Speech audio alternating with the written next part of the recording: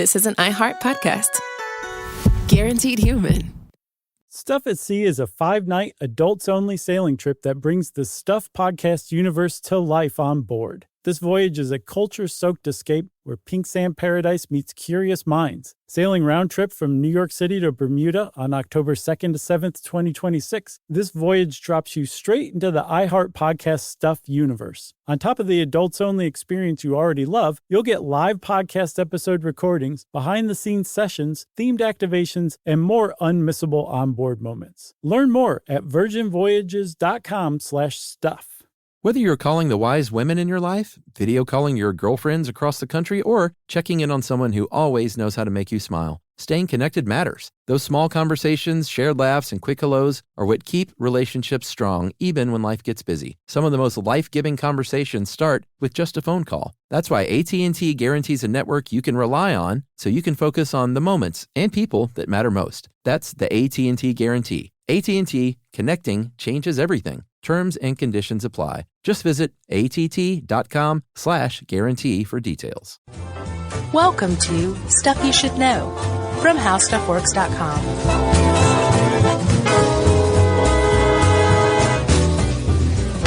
Hey, and welcome to the podcast. I'm Josh Clark. There's Charles W. Chuck Bryant, and Noel is with us again, which means it's Stuff You Should Know. Sounds like you just fell off a cliff. I did. That would have been good for the cliff diving episode. Remember that one? Oh, man. That was interesting. You have parents, Chuck. I do. Who were both educators. Yeah. Right? Sure. Dad principal, mom teacher. Yep. And I was wondering while I was researching this, because we're talking about homeschool today. I wasn't homeschooled. You weren't homeschooled. No. In a way, you were homeschooled because I went to my dad's school. Right, exactly. Yeah.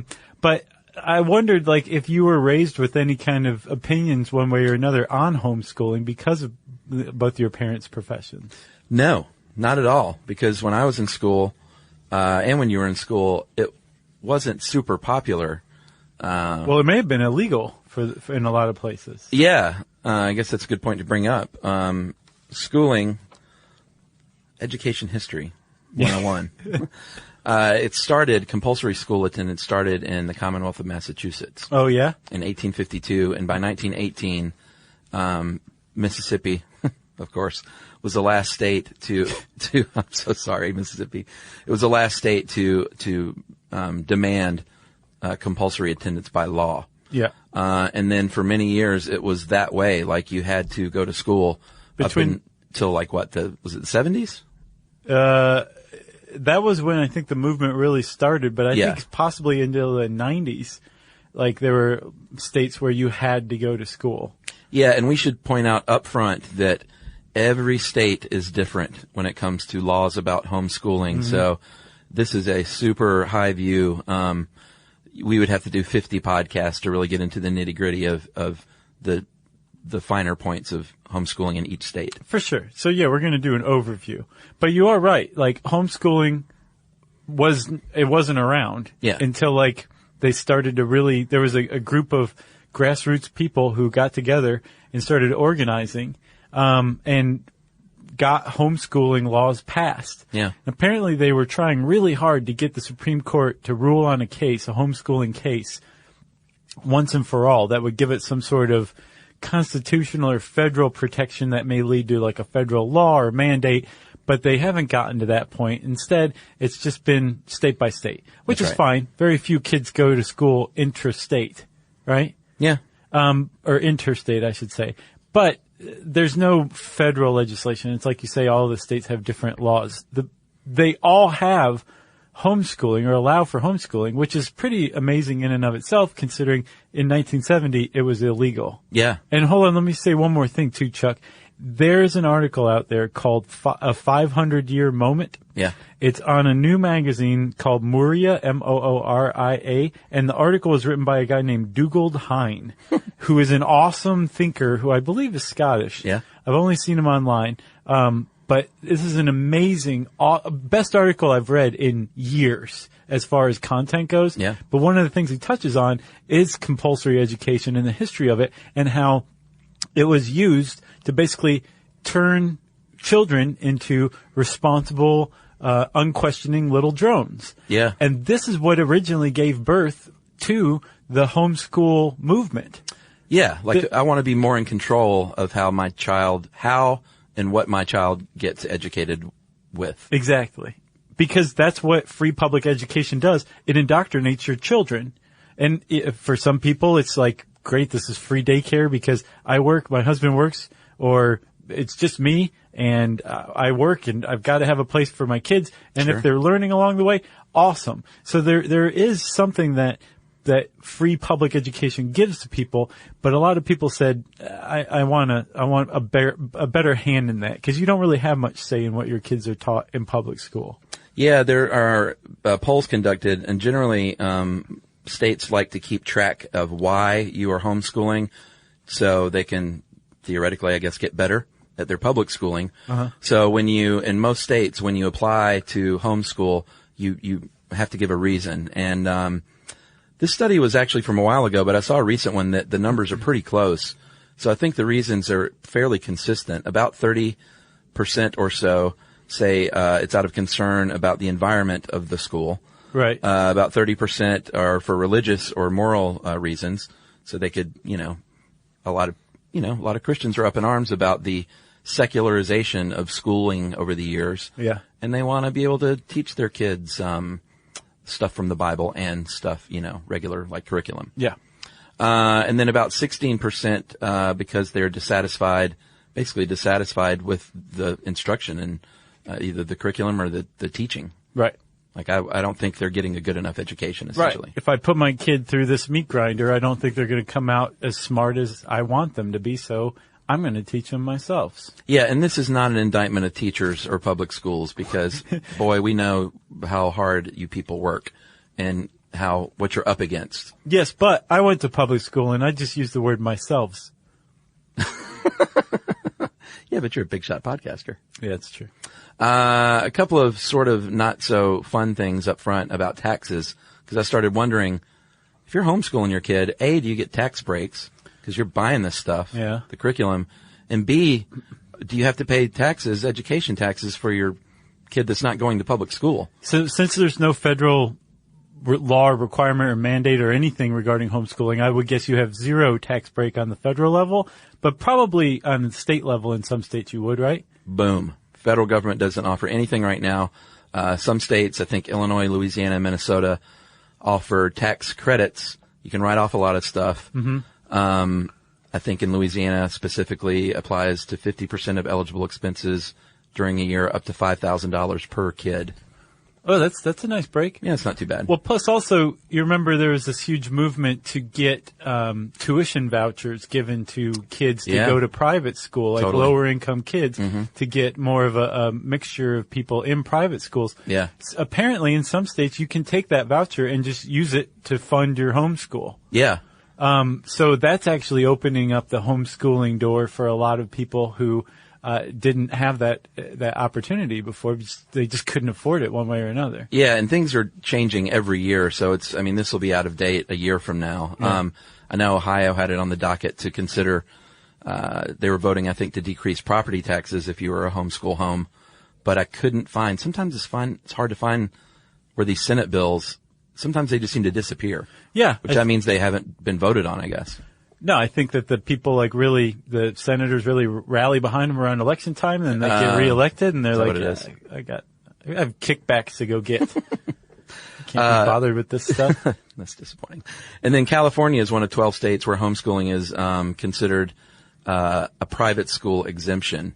So you're sort of your own private school in the state of California. You don't pay property taxes or anything like that? I'm not sure about that for taxes, but they basically consider you part of the private school pool in 12 states. That tax thing, though, too, is a real reason there's a tug of war between homeschool people and public school administrators. Mm-hmm. Because for every pupil you have in your school, you get X number of federal dollars. Oh, yeah. I didn't know that. You start to lose kids to homeschool, then you're losing federal funding and your whole school suffers, because it's not like that money covers that kid down to the penny. Yeah.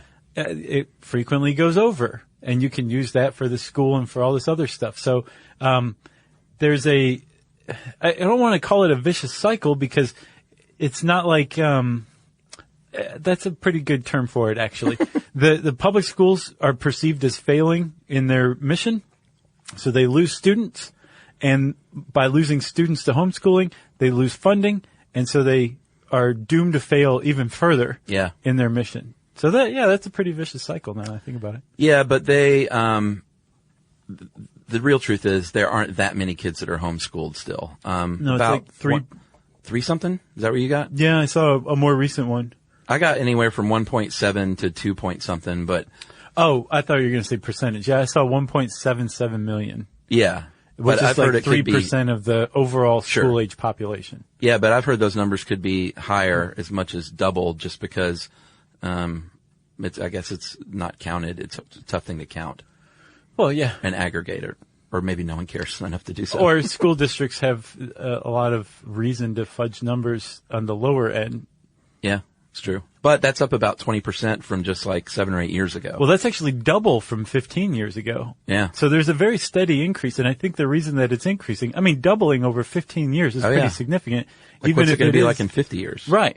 And I think the reason that it's just picking up steam and it's spreading more and more is because the more people that have done it, because the people who originally started homeschooling had to figure all of this out on their own. And there were very few homeschool textbooks available, very few resources, very few websites, very few groups. So the more people that tried it and were successful and built momentum, now homeschooling is not some scary, weird thing that parents who only let their kids watch PBS do. Yeah. It's like a viable option for a parent who is considering where they want to send their kid to school. Yeah, my brother and his wife homeschooled their kids for a couple of years. Yeah? And how'd it go? It went great. Because it's my brother, he built a full-on classroom in his house. I'm quite sure. It was awesome. And, we'll get into it, but it's something that you should treat like that. Yeah. And they eventually went back to public school because the kids wanted to. Yeah. But, it was great for a couple of years, I think, for everyone involved. So let's dig into this, Chuck. Like, what are the considerations? I mean, this isn't something like you just hit upon it. This isn't something you take lightly. No, not at all. So, Chuck, let's dig into it and figure out what the considerations are, because you just hit upon it. This isn't something to take lightly. We'll do that right after this. Dell PCs with Intel Inside are built for the moments that matter, for the moments you plan and the ones you don't. Built for the busy days that turn into all-night study sessions, the moment you're working from a cafe and realize every outlet's taken. Yeah, the times you're deep in your flow and the absolute last thing you need is an auto update throwing off your momentum. That's why Dell builds tech that adapts to the way you actually work. Built with a long-lasting battery so you're not scrambling for the closest outlet, and built-in intelligence that makes updates around your schedule, not in the middle of it. That's right. They don't build tech just for tech's sake. They build it for you. Find technology built for the way you work at Dell.com/Dell PCs. Built for you.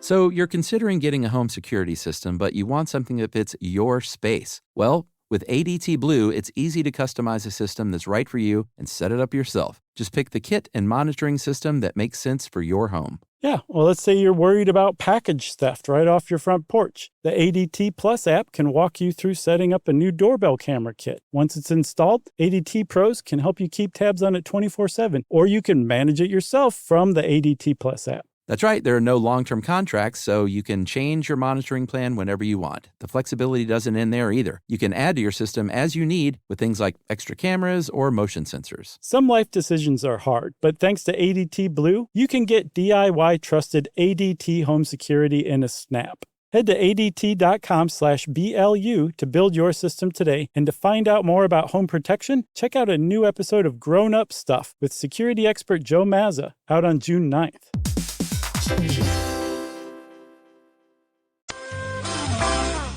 You're right, Josh. As you said before the break, it is not something to take lightly. You want to do a lot of research beforehand and ask a lot of tough questions of yourself, of your child, and maybe get some good books. There are a few recommendations here in this article. Real Life Homeschooling by Rhonda Barfield tells a lot of stories about homeschooling families, which can help. Yeah. Homeschooling for Success by Rebecca Kalkendorfer and Elizabeth Kana. is another one to check out, and the Homeschooling Almanac by Mary and Michael Leppert. Right. And there are scores and scores of more books. Yeah. But read some of those. Start thinking about it. Can you afford it? Is the first question. Well, the first question I think is why. Well, yeah, good point. Why do you want to do this? Yeah. And Catherine Neer, who wrote this article, How Homeschooling Works, says, be as explicit as you can be. So use a lot of curse words in your answer to your story. But you have to wonder why. And that's probably a pretty easy question for most parents who are considering homeschooling to answer. Yeah, you probably got that reason already in your head. Right. But if your answer is like, because I don't want to let my child out of my sight ever for the rest of his life. That's not a good idea. Maybe you should talk to some other people Yeah. about that idea and see if they can talk you out of homeschooling. Yeah, that's a good point. The next question that I alluded to is, can you afford it? Because there's a couple of expenses. One are all the things that you need to buy to support the education. All those field trips too, those aren't cheap. Sure, all that stuff costs money. And the other one is, depending on your situation in your house, you may be dropping a salary if you're not going to take a job as a spouse to homeschool your kids. Yeah, that's in economics called an opportunity cost, and Yeah. that is a big one for a lot of people. That's what's prohibited a lot of people from being able to go to homeschool their kid. Like, they just can't afford it. Sure. So that's why those tuition vouchers have come into play and helped a lot more people be homeschool teachers, because you can use that. Yeah, that's not to say, I mean, with today's modern work trends like telecommuting, working from home, creative scheduling, you can tag team it with the parents, or you can work it out where you Right. both still have an income and you can homeschool. But when you traditionally think of homeschooling, you think of like one of the parents isn't going to work and they're going to be the teacher. Right.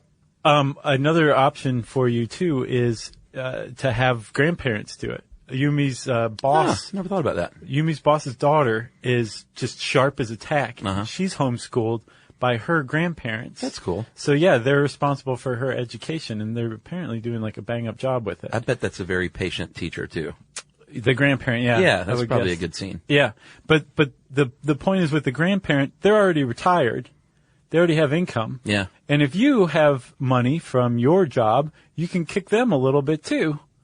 Yeah. So everybody wins. Yeah, plus you're not doing that parent thing where you're just trying to make a little mini version of yourself. Yeah. That narcissistic, like, oh, here, wear this Ramon shirt, and I'm going to give you a mohawk and an earring at 7. Man, Grandparents don't care about that. They just want the best for you. they're mellow. They're mellow. All right, the next question is, are you qualified to teach? Just because you have a college degree or a high school degree doesn't mean you're going to be a good teacher. Right.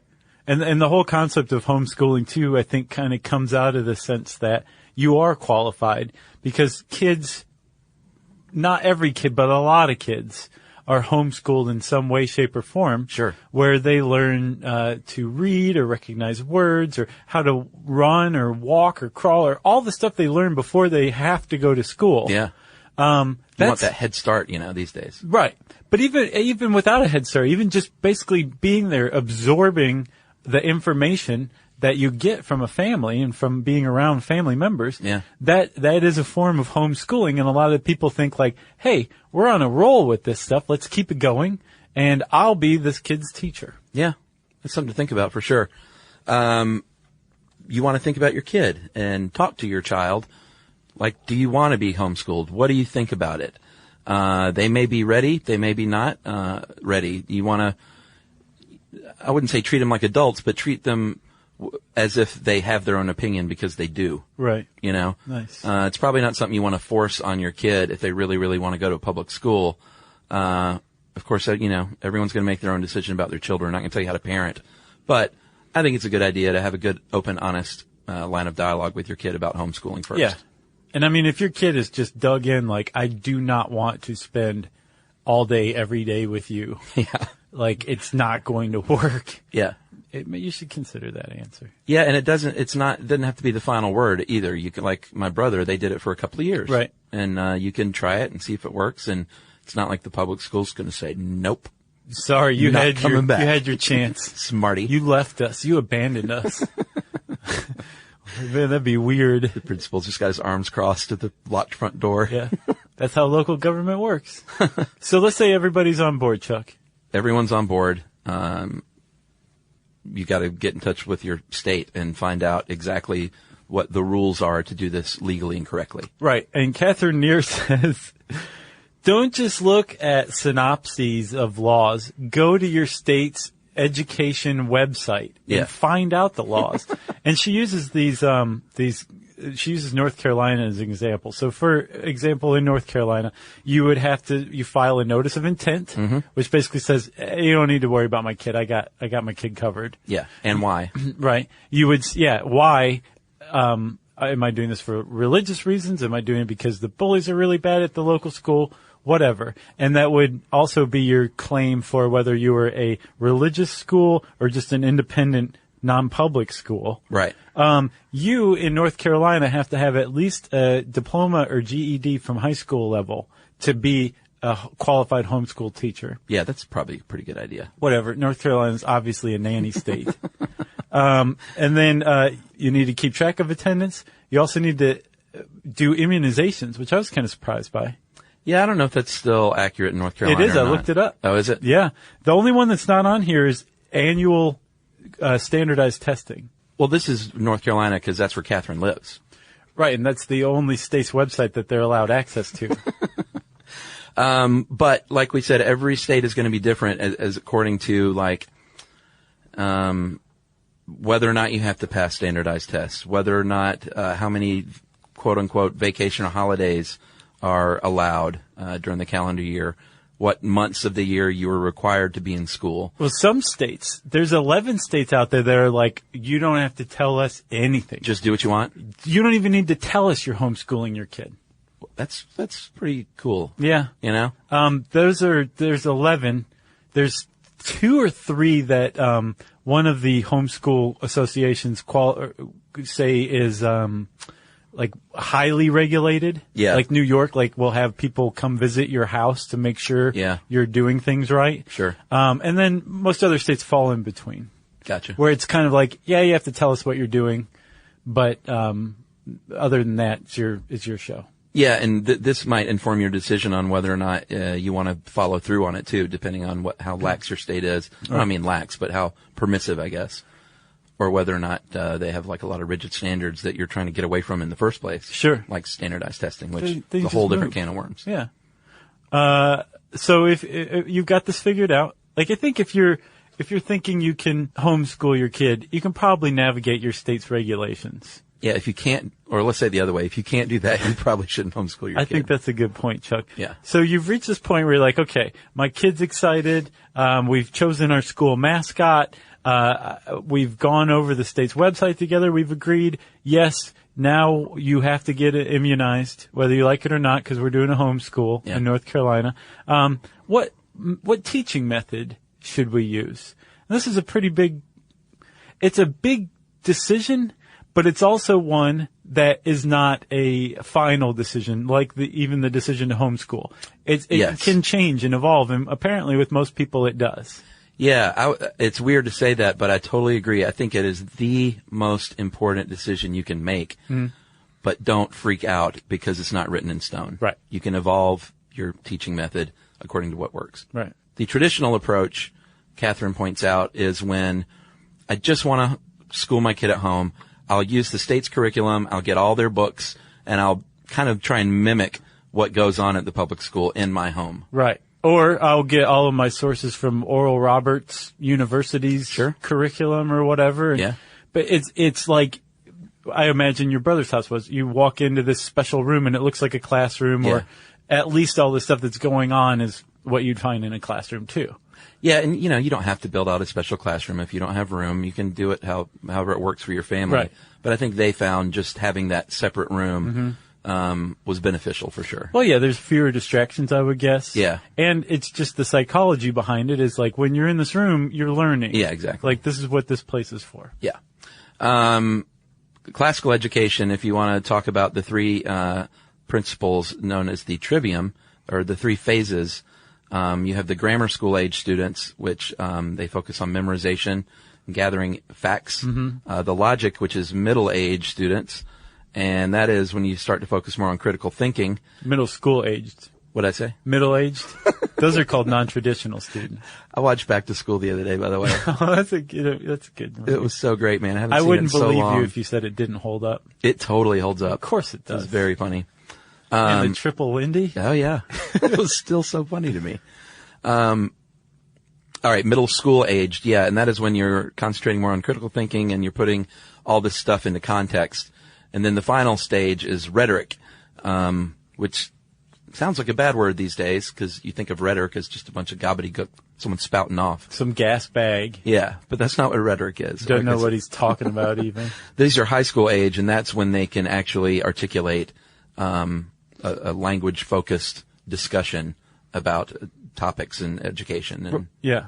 The whole thing behind classical education is that it's language-focused and language-oriented. Yeah. And all this probably sounds pretty familiar to you. If so, it's because it has its roots in the Middle Ages.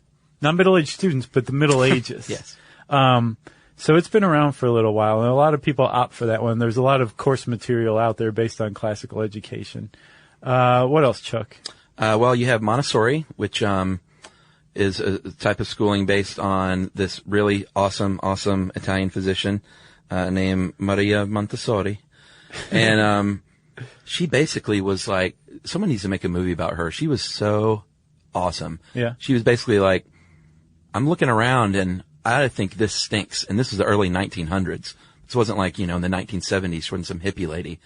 And she was saying, the way we're teaching our kids is wrong. Yeah. And so she started doing things like, you know what, get this heavy furniture out of here. Let's put some kids' furniture in here that they can move around. Right. That's like child size. Let's lower the bookshelves to where the kids can access this stuff. Let's teach kids how to care for pets and gymnastics and how to cook. And let's put these big open air sections where they can move about freely if they want to. Mm-hmm. And really just sort of opened up, really revolutionized education in, early 1900s Italy. Nice. There's another, I guess, turn of the century educator. She was British though. Her name was Charlotte Mason. She came up with her own method that I think is kind of clever in a way. Charles Manson? Yeah. Is that what he you came said? up with his education idea. Oh, Charlotte Mason. Charlotte Mason. She said, just teach your kid a bunch of stuff. And I'm not exactly clear on how, it's taught. Maybe in a normal structured environment. Yeah. But also teach them fine arts and a bunch of other stuff that most schools just kind of are getting rid of these days. The thing that makes her so revolutionary is you don't use testing. I love this. Instead, you use what's called narration, where you say, okay, kid, I've taught you everything that I know about whales. Mm-hmm. Stand up and tell me about whales. Yeah. And the kid narrates everything he or she knows about whales. And not, I did my book report on whales. Whales live in the ocean and the salt water, and they are large and blue. Right. Because I guess you probably wouldn't be able to have notes because you're not really narrating. Yeah, they have to understand it in order to talk about it. Exactly. That's the whole key is that to narrate something, you have to understand something. Of course, you could be like a complete BS artist, which is kind of awesome in and of itself. That means your kid has got some skills. Right. And another... Those are creative skills. Yeah. But Charlotte Mason's point was if your kid can stand up and tell you about whales in a smart, intelligent way, then your kid has learned about whales. Yeah, that seems like a pretty cool notion, if you ask me. And the next one is my all-time favorite. The Waldorf method? Oh, no, sorry, the second to next one. Oh, okay. You were thinking the Waldorf salad. Yeah, which, man, those are weird. Isn't that the one with grapes and stuff? Grapes and apples, but also mayonnaise. Grapes and mayonnaise, not a winning combination. Someone wrote in with that cotton candy grapes. Did you see that? No. She said that they had them at Whole Foods, and they are grapes that taste like cotton candy. Weird. Isn't that crazy? Those are called mutants. The Waldorf method is based on Austrian scientist Rudolf Steiner, and he has the concept of educating the whole child. Basically concentrates on creative topics, fine arts, painting, music, drama, foreign language, gardening, sewing, things that you are, like you said, are kind of going by the wayside in a lot of public schools these days, sadly. But then you build upon these things based on the kid's age that determines what the kid's studying at any given point in time. Yeah, so if you've ever heard the head, heart, and hands method, that is the Waldorf method. So here's my favorite one, the unit studies method. Oh, yeah. I like this one. I thought it was kind of cool. It's a little vanilla, but it makes sense to me. Basically, you choose a topic or a theme, and you stretch it out over, say, like a week or a month or a semester or whatever. Uh-huh. And the theme is, say, pirates. Okay. And then you use pirates to investigate, or you investigate every aspect of pirates using math, science, history, documentaries, projects, like all visits to like a pirate ship if you're in the San Diego area, all that kind of stuff. So sort of finding the individual lessons within a topic. Yes. Like you can teach economics through talking about pirates. Exactly. Or history. Yes. Or like all those things you were Yes. mentioning. Yeah. And so in the end, you fully get pirates, but you also get a really good understanding of how everything has all these different aspects and components to it that come together and form a whole. It's our, like, trade. Yeah, it's what you and I do. Yeah, absolutely. Like, we take that whole and break it apart. I think that's why that appeals to me so much. Yeah, I was right there with you on that one. Then you have unschooling, which they call child-directed learning or natural learning. And this was originally used by author John Holt, and this just sounds like kind of not crazy way, but basically let your child learn how to manage their time and run the show. Yeah. Which is really super interesting. He was one of the early homeschool activists. Oh, was he? That was like agitating in the early 70s. Agitating? Uh-huh. So your kid is still learning and you are still teaching and guiding, but they interviewed Catherine. I don't know where she got this quote, but one of the unschooled students has a really great quote. "I'm planning what I do, so I have an overwhelming sense of commitment to what I'm doing. Instead of being told what to do and when to do it, and simply being shuttled back and forth from activity to activity, I get to choose." So your kid is learning planning and logistics and scheduling, and this seems like a really good real-world way of teaching. Oh, yeah, for sure. You know? I think I would guess everybody would choose this. The problem is a fear that accompanies this of, like, what if your kid's committed to, like, eating Cap'n Crunch and Xbox. doing Jack all day? Yeah. What do you do with that, you know? Well, then they're not a good candidate for unschooling. Oh, yeah, that's a great point. You know? Great point. Like, I think you only do this if your child is a good candidate, and that way your kid's like, you know what, I want to do science experiments all day. Or Right. I just want to go to the library and read today. Yeah. Then go for it. But part of the key to unschooling is the kid isn't like, so take me. It's, and I noticed that you have a slot in your schedule where you could take me to the library and then you could pick me up 2 hours later. Let's work this out. And then you go, hey, don't get smart with me. Right. Don't point to your imaginary watch. You're not wearing a watch. Can't even read time yet, kid. How do you know when I have yoga? 'Cause it's on the fridge. I would imagine you'd have to have a family schedule of stuff on the fridge for unschooling. Yeah, I think that's pretty smart anyway. And then after that, Chuck, you have to figure out what kind of learner your kid is.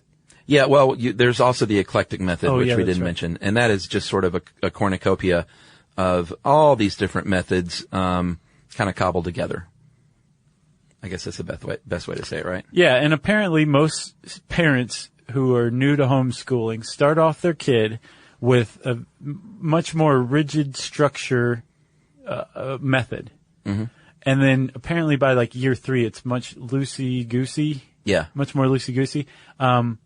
Or laid back, I guess, is a better term for it. Sure. But it's not necessarily just unschooling or just this. It's probably along the lines of the eclectic method. Yeah, that makes sense. And like we said, you're not locked into any of these. You got to find out what works for your kid. And a good way to start is before you start, figure out what kind of learner your child is and what kind of learner and teacher you are, maybe. Yep.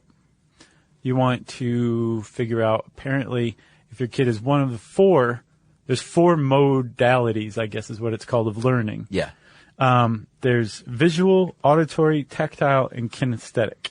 And visual learners basically like you see things and you get it. Whether it's a pie chart or a drawing or a photo or something like that, you learn through seeing. Yeah. So that's visual learning style, and that's pretty common. Yeah. Auditory, obviously, is going to be listening and speaking. Mm-hmm. It's akin to the Charlotte Mason method. Yeah. Tactile has to deal with touch. It does. And I was wondering which one would have to do with like writing stuff down, because that's how I remember stuff. Sure. And how I get it in my head is through writing or typing it out. And apparently that falls under tactile. Oh, yeah? Doodling too. People who doodle are tactile learners. I think I'm a much more visual learner. Yeah, I get it when I see it too, but Yeah. I don't get it until I write it myself. Actually, I'm a combination between visual and kinesthetic, because kinesthetic is really being involved. Like, she's the example of a sailboat. If you want to teach your kid about sailboats, take them sailing. I know. To research for this episode, you went and sat in on a homeschool class for a couple of weeks. I did not. That's the method, isn't it? Oh, and acting? Yeah, it'd be method podcasting. I think so. Yeah. If you have, once you figure out what kind of learner your child is, though, you're going to have a good, and those aren't the only teaching methods that we mentioned, but those are some of the leading teaching methods for homeschooling. Yeah. But you're going to have a good head start on figuring out a good place to start, and then just observe, go from there, do the eyeball test, as they say. And if things seem to be working, then great. So there's one huge thing that's still outstanding, Chuck, and that is that a lot of people worry that if you take your kid out of school, even a crummy school, but that standard course that a school provides, then they're going to have a harder time getting into college. And most homeschool resource places say, no, if anything, your homeschool kid is going to have an easier time getting into college because it'll be more well-rounded, probably smarter. Homeschool kids tend to excel more at academics and other stuff. Yeah. But I couldn't find any quantitative evidence on that, like that homeschool kids get into college more easily than non-homeschool kids. I couldn't find anything like that. It was all anecdotal. Yeah, I don't know about actually getting into college. But as a parent and a homeschooler, you need to keep really good track of their scores and records. If they did any, and this is a benefit of homeschooling, if they do any like apprenticeships, all of that stuff is going to help, because that's what's going to take the place of like being in the beta club or whatever. Is it called the beta club? Yeah. Yeah. Like those school activities that supposedly look good on college transcripts. I don't even know if that's true, by the way. Well, there's a lot of homeschool groups that form so that they can do things like have a beta club or have debate club or have a field sports trips. team, go on field trips. Yeah. So there are like, if you do homeschooling, it doesn't mean like you can't do any of that. You're just not doing it with your school. The other elephant in the room is concern over socialization. Yeah, is your kid going to be weird if you homeschool them? Yeah, and all the evidence and the research that I saw points to no. Your kid is not going to be weird, and they're probably going to be better for the real world because they aren't like you said, trapped in a school of peers, constantly worried about what their peers think and being judged or trying to fit in. Yeah. They're kind of doing their own thing. This great article, and of course this is from a homeschool advocate, so it's pretty one-sided, but it's called Socialization: Homeschoolers Are in the Real World. And it was by Chris Klicka. And his notion basically is that your kid is already in the real world. They're not going to be, shuttled off to college and be like, what in the world's going on? I'm going to go hog wild and crazy. Who are these people? Exactly. They say that they overcome this potential for isolation by being on these, in the YMCA or the Boy Scouts or Girl Scouts, singing groups, Little League. Basically, there are all kinds of ways to socialize your kid outside of a school that parents in schools do too. They probably just don't think about. Yeah. I mean, it doesn't have to be in a classroom. No, and it's entirely possible that we take the damage that's done by elementary and grammar school and high schooling as for granted, like that you have to be damaged as a result. And you don't necessarily. And you can isolate your kid from that kind of stuff, and maybe they'll turn out better than they would have if you had put them through regular school. Yeah, it seems like research indicates that self-esteem, what they call self-concept and self-esteem of a homeschooled child is higher. Yeah. They generally score higher on tests. This one guy, what's his name? Thomas Smedley. He did a master's thesis, and he had a pretty cool quote. He said, in public school systems, children are socialized horizontally and temporarily into conformity with their immediate peers. Home educators seek to socialize their children vertically toward responsibility and service and adulthood with an eye on eternity. That's awesome. Pretty cool. Yeah, and all of this is just intuitive, the idea that if you have that much more attention and your education is tailored to you, the individual, how can you not benefit and excel? Yeah, well, we have a list of people here that have excelled, that were homeschooled. People like Irving Berlin, Ansel Adams, Da Vinci, Agatha Christie, Einstein. Does Da Vinci count? Nah. Okay. Peter Jennings, C.S. Lewis, Abraham Lincoln. Well, Abraham Lincoln was backwoods, so I don't know if that counts. That's homeschooling. I mean, that was the origin of homeschooling. Yeah. Benjamin Franklin, Agatha Christie. Oh, I said Agatha Christie. Thomas Edison. And our colleague from Stuff Mom Never Told You, Kristen Conger, was homeschooled, and you're in for a treat, because right after this message break, we're going to get Kongs in here, and we're going to talk to her. Stuff you should know. Dell PCs with Intel Inside are built for the moments that matter, for the moments you plan and the ones you don't. Built for the busy days that turn into all-night study sessions, the moment you're working from a cafe and realize every outlet's taken. Yeah, the times you're deep in your flow and the absolute last thing you need is an auto update throwing off your momentum. That's why Dell builds tech that adapts to the way you actually work. Built with a long-lasting battery so you're not scrambling for the closest outlet, and built-in intelligence that makes updates around your schedule, not in the middle of it. That's right. They don't build tech just for tech's sake. They build it for you. Find technology built for the way you work at Dell.com/Dell PCs. Built for you.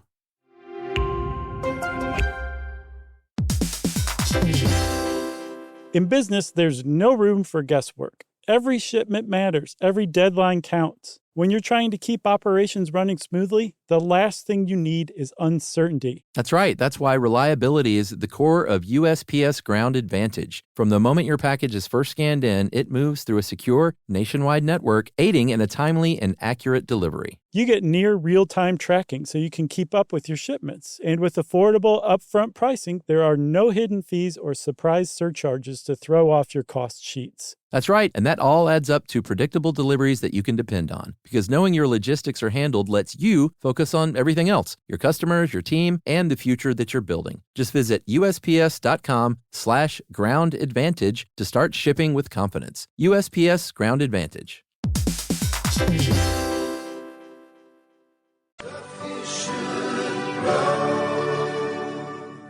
Okay, we're back, and we have a third person in the studio.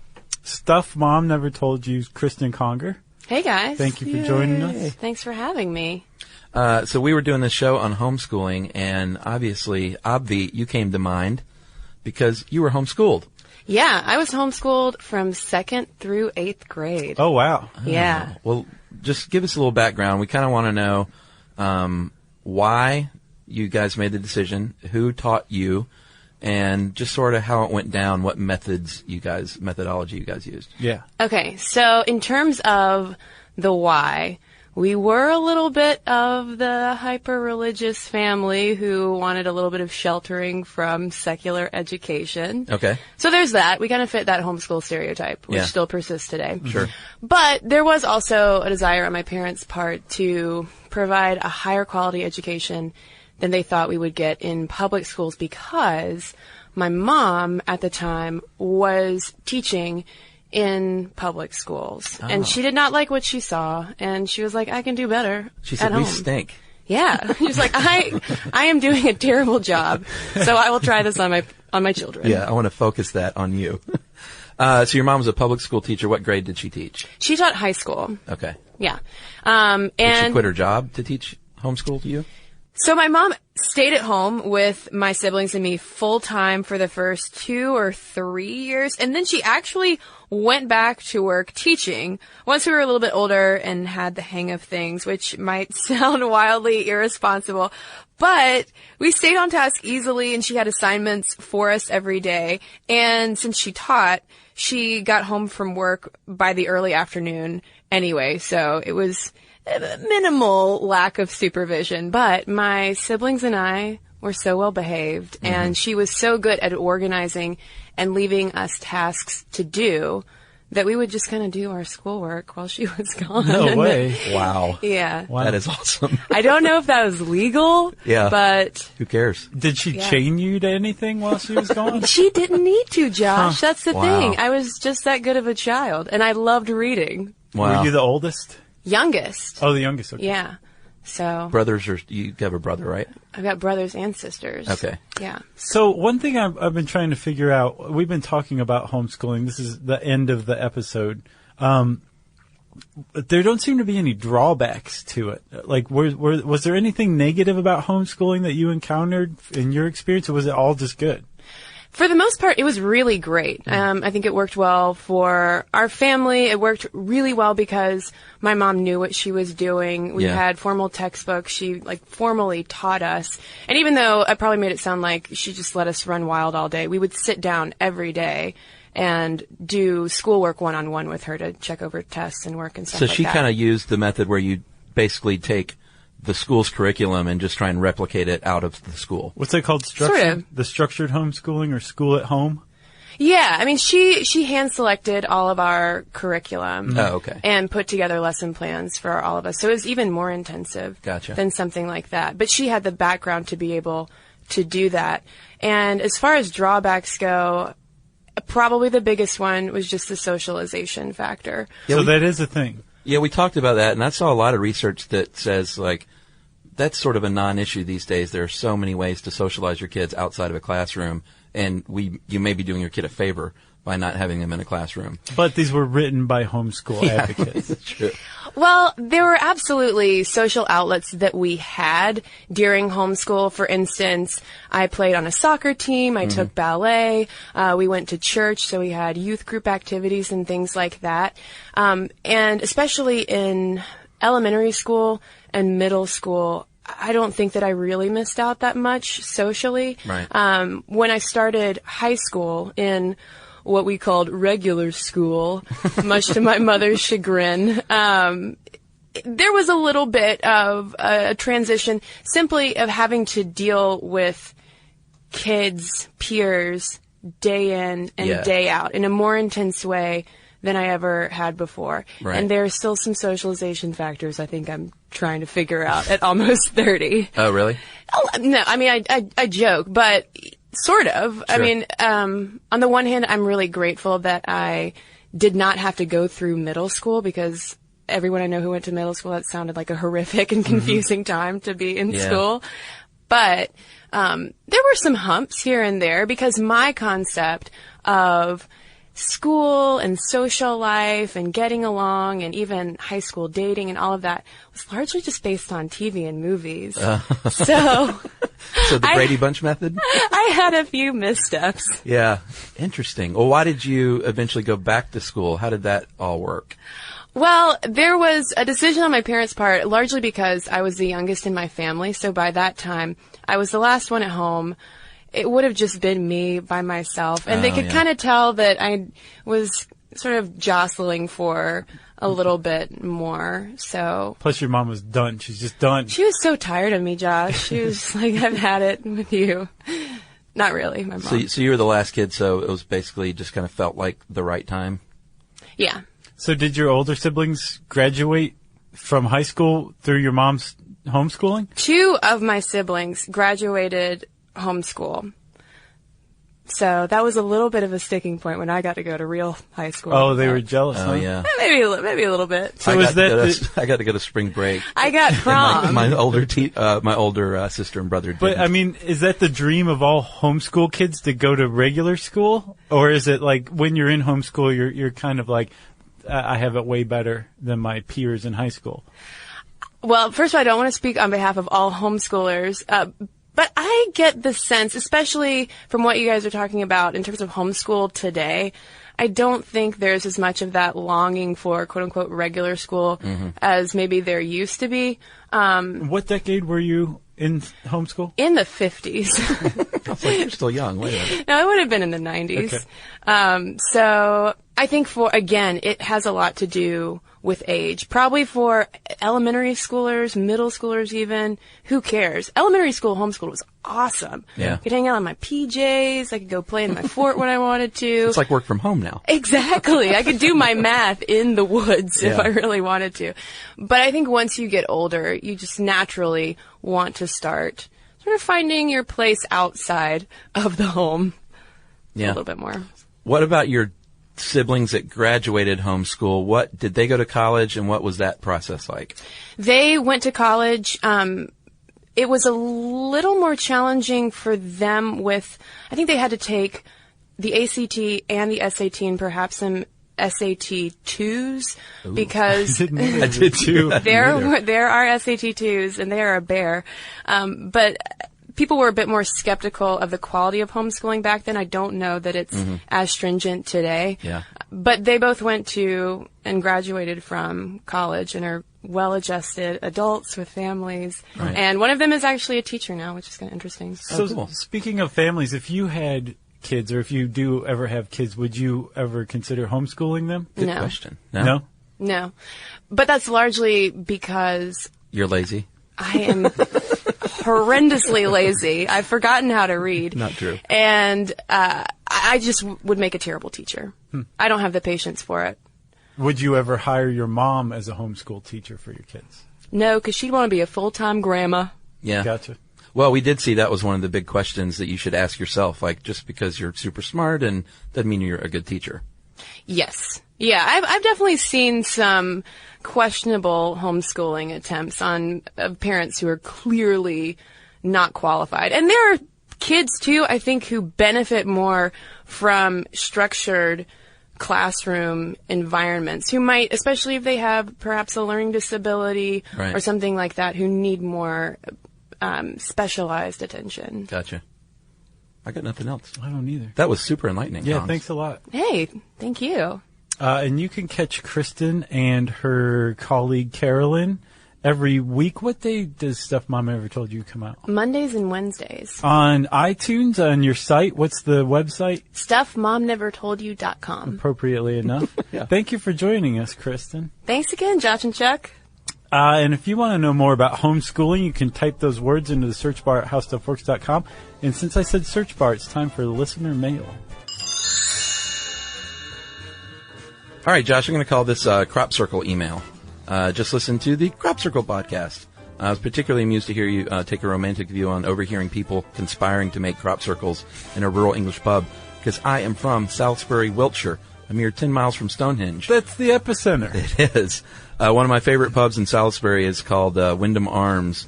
What's special is they have a very, very local crowd. Secondly, the pubs brew their own ale, one of which is called Crop Circle. If you let me know your shipping address, I'll happily send you some bottles of it. Oh, boy. Oh, yeah. I was quite excited to hear you mention my home county, of Wiltshire, and I thought I'd share a local legend. The collective nickname people from here are Moonrakers. Now, once upon a time, long ago, there were a group of bootleggers making illicit booze somewhere in North Wiltshire. These guys were walking along the road and with their wares. All of a sudden, here comes the custom officials. Thinking quickly, they place the booze in a nearby pond. The custom officials hear the racket, investigate, and they see these guys in the pond, ask what they're doing. The Wilshiremen notice the reflection of the full moon in the pond and say to the officials that they were just trying to get this giant cheese out of the pond. The officers supposedly looked at each other and said, "Hey, look at these stupid yokels. That's no cheese. They're trying to rake the moon." So that's where Moonrakers came from. Is that where the James Bond title comes from? I don't think so. Oh. And that is from Chris near Stonehenge. Thank you, Chris. Nice. Thank you very much, Chris. We And, appreciate that. yeah, we'll send you the address because I would love to drink that beer. Oh, heck yes. I'll send you the address, too. You'll get it at least 2-3 times. Yes. If you want to send us some beer, we would love that. You can tweet to us for some weird reason about it to SYSK Podcast. You can join us on Facebook.com/StuffYouShouldKnow. You can send us an email to StuffPodcast@HowStuffWorks.com. And as always, join us at our home on the web, StuffYouShouldKnow.com.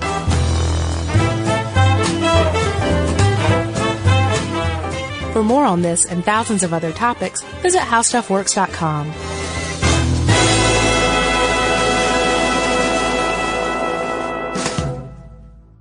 Imagine never buying gas again. Well, you can with an electric vehicle. EVs are easy to charge as your phone and perfect for everyday life. You can drive daily with confidence everywhere you go. Most Americans drive just 40 miles a day, and most EVs are equipped with 200 to 400 miles of range. Plus, they've got fewer parts, they require fewer repairs, and they produce fewer headaches. And with all those pluses, it's no surprise that we're seeing more and more EVs on the road, which makes the planet happier and happier. The way forward is electric. You can learn more about EVs at electricforall.org. Everyone knows winter is the real mess maker. You don't need WeatherTech floor liners for summer unless you hit the beach and half the beach ends up back in your car, or the campsite dirt ends up in your trunk. Then you'd want a cargo liner, or a road trip goes sideways, lemonade spills, ketchup goes rogue, ice cream drips. Yeah, you'd be pretty happy about those WeatherTech seat protectors. So just to be clear, as the mud you're inevitably going to step in this summer, you don't need WeatherTech unless you plan on doing summer. Visit WeatherTech.com today. This is an iHeart podcast. Guaranteed human.